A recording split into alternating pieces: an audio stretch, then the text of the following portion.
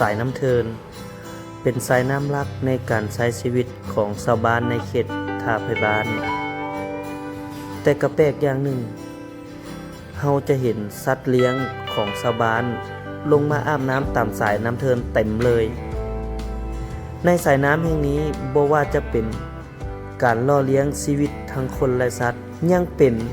สายน้ำหลักในการทำมาหากินของชาวบ้านอยู่ในเขตนี้ซึ่งชาวบ้านในเขตนี้ประกอบมีอยู่4บ้านที่อาศัยสายน้ำเทินเป็นเส้นทางในการลำเลียงสินค้าเป็นเส้นทางในการเดินทางไปมาหาสู่กันนั่นก็คือบ้านหมักเฟืองบ้านท่าไผ่บ้านบ้านกอบงและบ้านวังจางซึ่งสายน้ำแห่งนี้ไหลลงไปสู่น้ำกระดิ่งลงไปใส่น้ำของ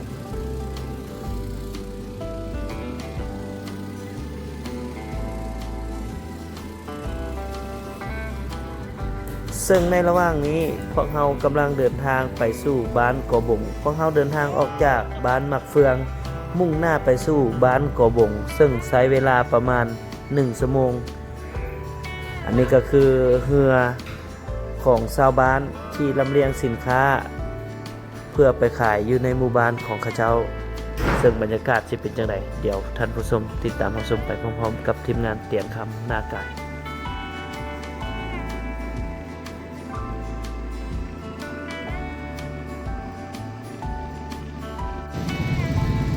ถึงแล้วเ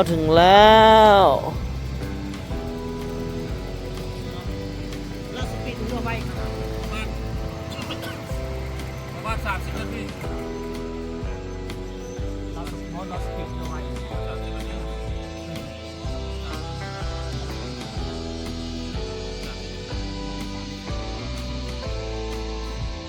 ราะว่าเราสปีดเรือไว้นะตอนแรกมันคันเรือน้อยแม่นแท้น้อยคุณสมมติว่า2แห้ง2จักรล่ะ26แห้งล่ะไปถึงแล้วว้ายไปยามเสี่ยวก็เหรอเนาะมาฮอดจอดถึงเฮือนเสี่ยวแล้วบ่ขึ้นบ่ได้จนค่ำเนาะ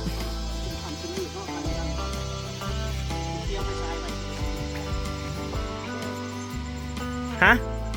ขึ้นทางพุ่นบ่ ไปมีทางขึ้นอีกวันนี้เอาบนมัดเหือไปวันนี้เขาย่างขึ้นไปพุ่นละเงินท่านเถาก่อนวันนี้ไปหาเจ้าถิ่นก่อนขึ้นพุ่นเลยเนาะไปเถอะขันบ่ได้เพื่อนนี่ก็ขันเฮือนน้อยๆนี่ก็ชั่วโมงนึงอีหลีเนาะนี่2แหง2จักรโอ้เอาก็สิได้ลงมาอาบน้ำอยู่นี่แล้วบ่มีน้ำอาบเด้ออยู่เทิงเด้อมีวะน้ำลิ้นเนาะไปตัวข้าเจ้าก่อนอึ๊บโอ้ไปเนาะยากขึ้นไปหาที่พักอีกหมู่บ้านหนึ่งถือว่าเส้นทางก็มีแต่เดินทางมาตาม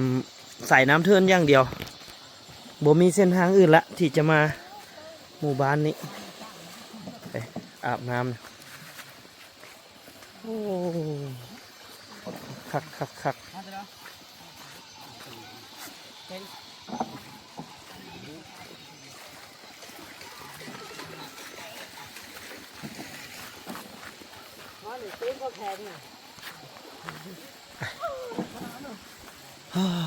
เขาเจ้ากับตัดเฮ็ดเส้นทางรถไถลงมาเนาะขำมืดตื่นตาเลยเอานี่แหละหมู่บ้านรับแลของแท้หมู่บ้านรับแลของแท้ขนาดแท้เลยเนาะขนาดแท้แน่นอนทีมงานเฮากับสู้ชีวิตขนาดแล้วเฮานี่มาปีเดือนละที่ปีละเทื่อแต่ชาวบ้านนี่เพื่อนใช้ชีวิตประจำวันอยู่กับแม่น้ำเทินนี่เลยเหมือนธรรมดาไป พิ่นเฮ็ดทางรถไถลงมาเนาะมาเอาเครื่องได้ทีมงานเพิ่มลงไปหัวผู้ดูอยู่บ่ฮะลงอยู่เนาะ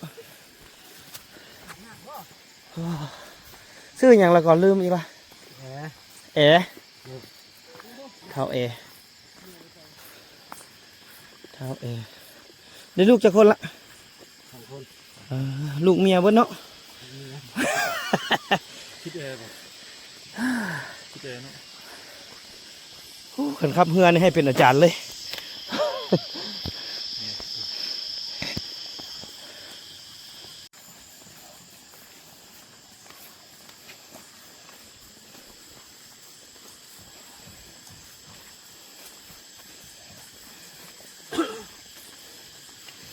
อาจารย์เพิ่นขี่เรือมาน้ำเฮากับอยู่บ้านนี่แหละอาจารย์ยังเฮือนเราใช่ไหมเราสอนอยู่กบงฮะนี่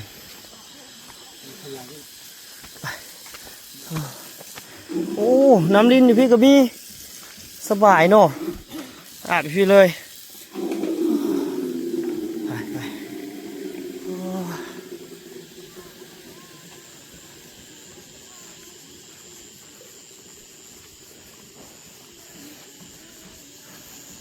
ค่ำมืดเลย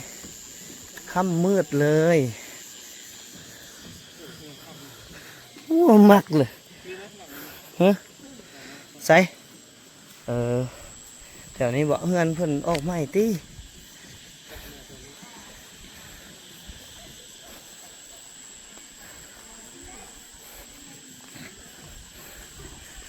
นี่ก็จะเป็นเฮือนไม้เนาะ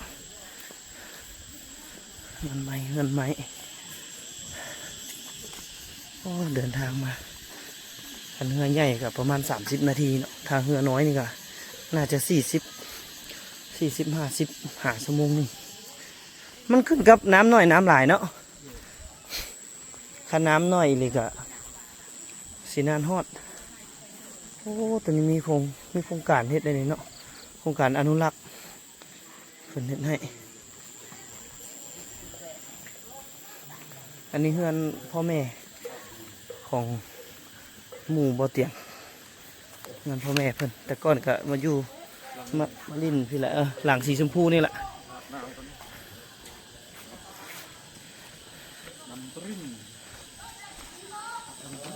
ฮัลโหลสบายดีโว้กำลังกินข้าวเนาะท่านเนาะโอ้ย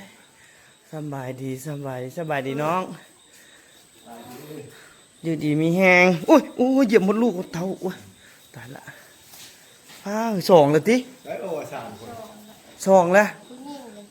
เดี๋ยวผู้หญิงอีกอันตีแหละน้องหาก็เอานี่ได้สองเก่งเลยฮะเก่งแล้วองค์นี่ว้าโถบอกให้ไปหับเดี๋ยวก็ใส่เสี่ยวพุ่นโว้คักหนาหมูเนาะสบายดีโอ้บ่ได้อันนั้นบ่ได้ขายเครื่องแล้วเนาะโอ้เปลี่ยนอาชีพใหม่ละพ่อแม่ยังอยู่บ่เฮ้ยพ่อแม่อยู่เฮือนนี่บ่พ่อแม่อยู่เทิงนี่บ่โอ้ไปขึ้นเบิ่งดูยามอีพ่ออีแม่ก่อนหน่อยนึงโอ้มาฮอดต้องขึ้นไปเยี่ยมยามทำข่าวก่อนโอ้อยู่ดีไม่แห้งโดนจังได้มาโอ้กำลังกินข้าวแรงเลยก็สิหมานแท้แต่เฮานี่จะว่าแรงเลยได้ดีพ่ออีมิสบายดีทุกคนอยู่ดีไม่แห้งอยู่เนาะโอ้จะว่าอยู่กำลังจะว่าลูกเดียวย่าจังหน่อยก่อนยังอาบน้ำก่อนพี่น้องโดนเติบเลยบ่ได้ขึ้นมาโดนเหิงเติบเลยเหิงแล้วบ่ได้ขึ้นมา โดยจังหน่อยก่อนเดี๋ยวอาบน้ำอาบในก่อนพอดีพาหมู่ขึ้นมาลิ้นมาเที่ยวมายามหมอเท้าเนี่ยลงไปแล้วองค์ก็ไปเวียกทางพุ่นแล้วบ่แว่เฮาจะเคือเฮานำมาโอ้แนวไปแล้วมีแต่ไปเวียกเนาะบ่แว่เดี๋ยวจักเทื่อเคยโอ้ก็แม่นแล้วบ่หมอตอนเพิ่นอันคบกับเมียเพิ่นซุมื้อนี่ก็แว่อยู่ตะกี้แต่เขตได้ลูกนี่นะแต่เขตได้ลูกนี่เอาเดี๋ยวจังหน่อยพวกลูกจังกินเด้อพวกลูกอันอาบน้ำก่อนหน่อยนึงมันฮ้อนกับตนกับตัวแม่มากัน3 คนเดี๋ยวจังหน่อยก่อนเอาพี่น้องเดี๋ยวเฮาไปนั่นก่อนไปหาเบิ่งบ่อนที่พักกันแนะนำหมู่คู่ที่มานำกันก่อนเพิ่นยังบ่ทันได้เคยมาจักเทื่อเดี๋ยวสิแนะนำให้ฮู้จักกันก่อนมาลินนำบ่ลินนำพ่อเฒ่าจังดีจังหน่อยนึงฟ้าแม่นจังนี่พ่อเจ้าจะเบิ่งเลย อ๋อป้ามาเบิ่งประวัติศาสตร์เพิ่นนี่บ่ตะ ผมใส่หัวก่อน เรียนแต่สิได้นี่แต่สมัยใดต่อสมัยใดเนาะ เอาเดี๋ยวเอา ปื เบิ่ง ด ดู จับได้บ่พ่อเฒ่าปืดจับได้บ่ จับได้บ่ จับได้บ่ ไตได้ไหมโคมเจ้าน่ะเอาไว้เพียงอยู่หัว อัน บ่ไต เพราะว่า น่ะมันก็แจ้งบ่ ร้านสิจับแต่ละสิ้นแต่ละเนาะ ถามเพิ่นดู มันยังอันนี้เรียนนี่ตัวนี้ เรียนหยังตัวนี้ เรียนยังตัวนี้ เอามาเบิ่งดูให้พ่อเฒ่าเบิ่งดู 95 73 บ่1,900เท่าไหร่ก็ 75 75หา ป เก้า ปล่อยเลย หา93 เงินเท่าก็55ต่อตัน เรียนหยัง เรียนยังนี่เรียนต่อตันเรียนต่อ เดี๋ยว ตั ต่อน ตานมาเอามาให้ลูกมานะมาโคมนะเอามาให้ลูกพี่ เรียนต่อต้าน1995กับ5,973แม่นเรียนต่อต้านเนาะเรียนต่อต้านอันนี้เรียนใช้อันชนะเลิศปฏิวัติชนะเลิศโอ้ ฟังแน่ใส่มาเบิ่งดูตัวนี้บ่ต่อต้านฝรั่งต่อต้านฝรั่งต่อต้านฝรั่งเศสเนาะปี1993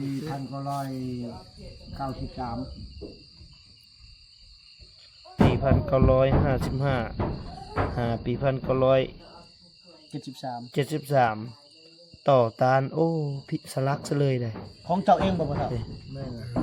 แสดงว่าพ่อเฒ่านี่เป็นนักรบเก่าเนาะ เป็นน้องเก่าแล้วบ่ได้กินเงินกินคำ เจ้าได้ผ่านการตีศึกสงครามมาแล้วเนาะเจ้าได้รอดทำรอดรีอยู่ทำเรียบร้อยเนาะอันนี้เรียนยังตัวนี้ เรียนชนะเลิศ ปฏิวัติชนะเลิศ ใช่ ชนะเลิศหรือถือว่าเฮายิ่งผู้เดียวเฮาเป็น3 คน4 คน โอ้ ล่มศัตรูว่าฉันเสอะ แม่นล่ะ ขาดศัตรูได้ ตุยตุย ตุย มาเลย ตัวนี้มันบ่ เรียนชนะเลิศแปลว่ายิงล่มศัตรูได้หลายคนนะ ค่าตายฉุกเฉิน เอาเลย อันนี้ ตัวนี้ต่างกันนี่บ่ ต่อต้านคือเดียว ต่อต้านคือกันอันนี้ สมัยเดียวมันบ่ โอ้เพิ่นเขียนใส่ด้วยต่อต้านนี่ได้เห็นบ่ บ่แม่นตัวเฮาเบิ่งตัวเมื่อกี้นี่บ่บ่แม่นวะ ตัวนี้ เดียวกันอันเดียวกัน 45 55 หลายนี่ได้พี่น้องเรียนเพิ่น ตัวนี้เด้อ ตัวนี้กาชาวนุ่มพลังงานสมัยทิกสมัยนี้ โอ้สมัยใหม่นี่เนาะ สมัยใหม่ใช้ตัวเก่าๆในให้เบิ่งหน่ ตั อยว ดู เก่าตัวนี้ตัวเก่าบ่เท่ากันครับรุ่นเด้อ โอ้เอามาเบิ่งรุ่นเดิมมึงดูเอาตัวเด็ดๆเลยเด้อ เดอะสเปเชียลวัน ตัวเด็ดๆเลยเด้อ ตัวนี้ก็รุ่นเก่านี่ อันนี้ ปีใดตัวนี้ อันรุ่นเดียวเลยนะ รุ่นปี50พุ่น 45 ปอถ้าปี45ปอจักปีเลยบวกลบคูณหารมึงดู อันนี้สกส ตัวไม้ตีพวกเรานี่ เจ้าจาน45 เรียน450ปีตัวไม้ตัวนี้ ตัวนี้45นี่ ใส่ตัวนี้ เหมือนต่อต้าน ต่อตานอีก เจ้าจาน 45 55ได้ตัวนี้แค่ก้อนอีกได้ ตัวนี้ตัวไม้ตัวนี้450 ปี ตัวนี้ก็ไม่นี่อันนี้นะเรียนใช้ลุงกระชอนนี่ ใส่เรียนใส่ลุงกระสอน กาลาวลุงกระชอน นี่เหมาะ ก็ให้กล้วย ชอบความกับตัวนี้ ผ่านมันหลายเนาะพวกเราเนาะนี่ตัวนี้นี่เก่าแฮงนี่เนาะแต่ปี ก่อนไหม 45 54จักปีเอ้ย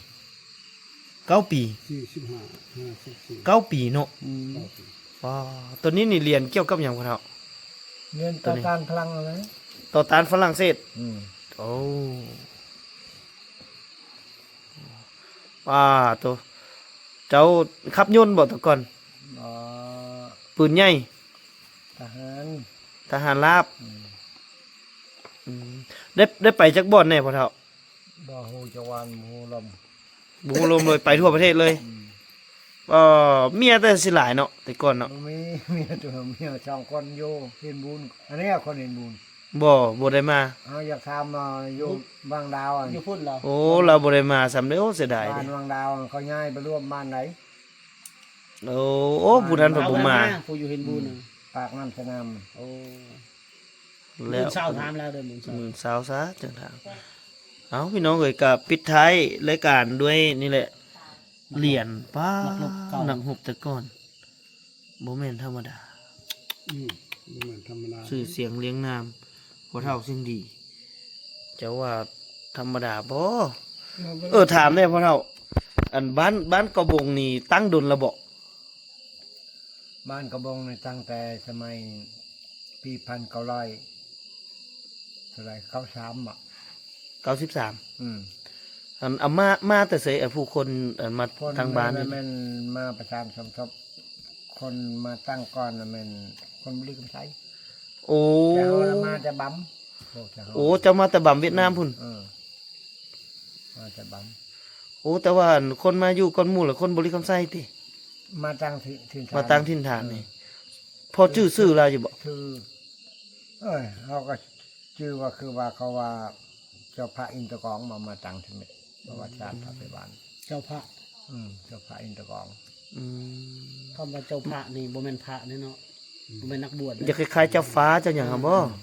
คือเจ้า ตัวนั้นนะเจ้าพระ คือแบบเสื้อเจ้านะเนาะ แม่นนะ มีหูเพิ่นบอก เจ้าเลย ดอกคันลูกไปนี่มีแนวละ มีแนวแล้วเฮาก็อยากรู้คือกันประ ต วั รง ติ นู้นนี่บ่ธรรมดาเด้อปี45 54นี่ก็พอแล้วนะนี่คนเก่าแก่แท้ๆได้ พ่อกับแม่ พ่อกับแม่นเจ้าบ่ แม่นนะ โอ้เอาเมียก็คือเวียดเฮ็ดเนี่ยนี่ เวียดเฮ็ด โอ้ ให้เวียดมาเฮ็ดใหม่ โอ้ให้เวียดนาม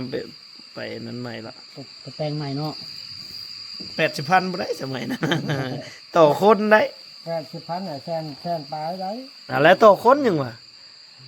สองคนก็150,000แหล้วตัวนี้หูเฮา มาเบิ่งดูฮูกเจ้า แต่ง ของไผนี่โว้วมีอาวุธอีก ทหาร ทหารเนาะ ยังกับทหารฝรั่งเว้ย ว่าเบิ่งดูเฮาโบ้เบิ่งนี่หาจับขึ้นด้วยอ๋อตก เฮาเห็นแรกๆเฮาเห็นเราเฮาว่าฝรั่งบ่ได้ คิดว่าคนเชื้อสายฝรั่งเนาะ พอมาแล้วแม่แดกบ่ลังเสีย บ่มาใส่ชุดทหารนี่แห้งคือขนาดตอนเลย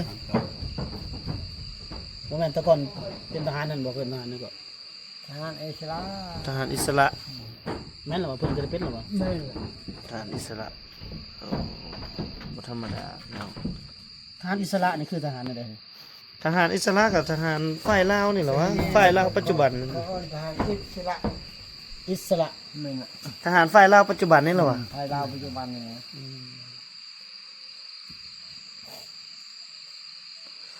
โอ้เนาะแต่ก่อนนี่สันได้สันเท่าไหร่นี่พ่อ ท่านไปช่างเบอร์ใจจีบ่อยว่าที่ หมู่สมัยแตะก่อนที่ร่วมรบกันนี่ยังอยู่บ่ยังมีคนอยู่บ่ บ่ยังมีเลยนะหมดเลยนะ จื้อบ่ซื้อเท่านั้นเท่านี้ ชูตายนะ จูที่ว่า นาย แต่ละเมืองหั่น นา นะ ยแล้วมันเฮาบ่ฮู้ว่าคนเมืองใดอันลุงอันนี้ลุงคำไผตาลอนไอ้คำแซนนี่แล้วไปสั่งอีกยังบักบันอยู่ในร้านอยู่นี่หมู่ โอ้ บักบันฮู้คุดอยู่ในร้านนี่ ยังเหตุการณ์อยู่นั่นปัจจุบันนี่ก็ ออกแล้วนั่นมันก็เลยออกแล้ว เกษียณแล้วเนาะเกษียณแล้วเนาะ ได้ไอ้นั่นไอ้กวินอยู่ยมราชนี่ โอ้ ทองเขียว ก็เกษียณแล้วเนาะ เขียวแล้ว เกษียณเนาะหรือว่า เสียแล้ว แล้ว เขียวแล้ว โอ้ กวินกับทองเขียว โอ้ เ และทองแหวนสนามไส้ โอ้ หมู่รุ่นเดียว คนบุรพา คำเพย อืมเพราะเขาถามคืออีกอันน่ะหลังจากที่ผู้ที่เพิ่นมาตั้งแล้วนี่แล้วถ้าเจ้าย้ายมาปี93มันบ่ 1993แต่สมัยนั้นไหนบ่แม่น93มื้อนี้ไหน โอ้เอาตอนไหนอีก 93พลังเข้าไหน1903 1,903 โอ้ 1903 1903โอ้1993ก็อยู่แต่เฮาก็ สมัยนั้นน่ะจังบัน เอาก็เกิดแล้ว บางกสาร เนาะ 1,903 1903 พันโอ้ อันนั้นแม่นน่ะเฮายัง หมายจักปีเลย1903 ไปจากที่ใดกัน บวกบ่เนาะ ลบแล้วเนาะ 1,903ปี2025ลบเอาปี1,903เนาะ อ่า แม่นบ่ แม่น 1,903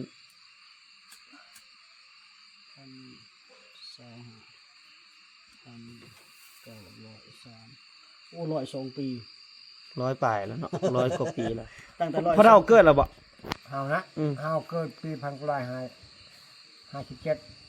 โอ้แสดงว่าบ้านเกิดก่อน บ้านเกิดก่อน แล้วอัน พ่อแม่นี่ พ่อแม่บ่พามาอยู่นี่ พ่อแม่มาพามาอยู่บ้านเกิดเมืองนอน มาแต่บำ ไอ้คำว่า ยิ บั ง ม เขาเว้าเชื่อว่าคนบ้ำ บ้านบ บ้านบ บ้านบ้ ำบ้านบำอยู่เวียดนาม ำเวียดนามอยู่แขวงได้ของเวียดนาม ำ ฮัตติ้ง เงติ้ง ฮะ เงติ้ง เง่ เงติ้ง เน่ติ้งบ่ นี่นะอยู่อันนี้นี่นะอยู่แสดงจรอนี่นะ นั่นน่ะอยู่ที่ดังจุฬาน่ะ อยู่เซเดนจรอ ออกไปทางบุรพาเด้หลังคังนี่ โอ้ ก็นำบ้ำก็ไล่ลงมาแสดงจุฬา เพิ่นเคยเว้าให้ฟังบ่เป็นหยังจังพามาอยู่พี่ แต่กี้ถ้าเฮาก็บ่ยินเพิ่นเว้าพังแน่คนนั้นเป็นตระกูลไทยบ้ำนั่นมาเอาเมียอยู่พี่พ่อปู่อ่ะ อ๋อ นั่นแหละ แบบมาสร้างครอบครัว พ่ เนาะ กับแม่นั่นแหละเกิดอยู่พี่ อืม เฮาก็เกิดอยู่พี่ คันสิว่าล่ะแต่รุ่นปู่ย่าพุ่นเนาะ คือไง มาเอาลูกเอาเมียอยู่พี่อ๋ออืมก็พอได้ฮู้คร่าวๆ จะ เนาะ ทายไว้เกินเนี่ยเราจะคิดนุ่งทรงเสื้อเลยจะคิดให้เจ้าชายเวลาเข้าไปเมื่อหน้าแล้วก็เขาได้ย่องเนาะ ให้ลูกหลานเบิ่ง ให้ เจ้า ลูกหลาน เจ้าสิเอาฮูปตัวใดมื้ออื่นนี่ เราสิใส่เต็มสุดอยู่แล้ว เอาจะใส่เต็ม เจ้าสิใส่ไหมบ่ บ่สุดเจ้ามีบ่สุดเจ้า บ่มี เอา เอาแล้วใส่จะใส่ซั่น บ่ให้ตัดมาใส่เอาบ่ กาเปลี่ยนสีแบบมาได้อ่ะ น่าจะแบบเอาให้ครอบครัวมาตัดใส่สุดนะ โอ้ไปหาชุดมาใส่ให้เรา อ่า โอ้เฮ็ดบ่ได้พวกเรานั่นน่ะเฮาเบิดแล้วเฮาเฮ็ดบ่ได้แล้วนั่นน่ะเฮาปะคอมพิวเตอร์เลยเด้ นอกจากห้างเขา นอกจาก มั นั้น ก็หมดไปแล้วแต่กี้ คันถ่ายธรรมดานี่เล่นหุ้มเยอะให้ได้อยู่ ได้ช่วงเสื้อพักก็ได้เนาะ สงเสื้อจังก็ ช่วงเสื้อชุดจำชุดพักเอาบ่ โอ้ ปกครองบ่ ใส่เสื้อแวดน่ะเนาะ อืม สุดสากล สิพักมีเสื้อสมิสิพักเลย บ่สุดสากลนั่นแหละแต่ว่ามันมีกา ลูกว่านี่อยู่สวรรค์เนาะ โดยขอ อ อยู่ ยู่เมืองไหน เชโปนข่อย อ๋ออยู่ทางอันพุนละอยู่ทางปักสองลายน้ำพุ่นเนาะ เชโปนผู้เชโปนชายแดนผู้ อ๋อ เป็น อยู่ ระห ทา ว่าง งทางวิระพุ่น ทางเวลาผู้ ไปแล้ววิระ แต่ก่อนนะพุ่นเนาะโอ้เอาเดี๋ยวเฮาก็ สิปิดท้ายเลยพี่น้องเอ้ยว่าจะปิดท้ายแล้วก็พอดีพ่อเฒ่าเพิ่นเอารูปมาให้เบิ่งตัวเหรียญเพิ่นบ่ธรรมดาเบิ่งรูปเพิ่นนี่ เอเคพุ่นเฮ้ย จัง อากาบ่ อากาศ แต่ว่ามัน แต่ละสินักเนาะอากาศนี่เนาะ เบาแล้วชนิดเนี่ยเขาใช้อยู่สนามรบ แม่นบ่อากาหรือว่ามันยังนี่เพิ่น อากาศ อากาเนาะ อืม คือมันบ่ยาวเนาะมื้อนี้เนาะ นู่นนี่ เอ พี่น้อง อใช้บังมะยาว โอ้ เบิ่งนี่เหรียญเพิ่นเอ้าจังไดก็เป็นกำลังใจให้ เดี๋ยว บัง บ่เตียขอลำลาสำนี้เลยเนาะบ่จอยเนาะแล้วทางเฮายังนั่งเล่นกับพ่อเฒ่าอยู่ดอกแต่ว่าของเฮาสิจบ EP นี้ไว้สำนี้เลย มาเล่นนำผู้เฒ่าผู้แก่เนาะก็สิฮู้หลายอย่างว่าจะได้เรื่องเล่าได้นิทานโอ้ได้หลายแนวเลยแหละเฮาไปชนบทบ่ซิก็อาศัยหูพื้นหูหยังจากผู้เฒ่าผู้แก่การมาศึกษา เรื่องราว มาศึกษาจากผู้เฒ่าผู้แก่เนาะ ของแฉเด้อเจ้า ของแท้ ยังอยู่เด้อสิเบิ่งให้ 30 เอาแล้ว อันนี้เดิน มัน ทาง ปืนยังอยู่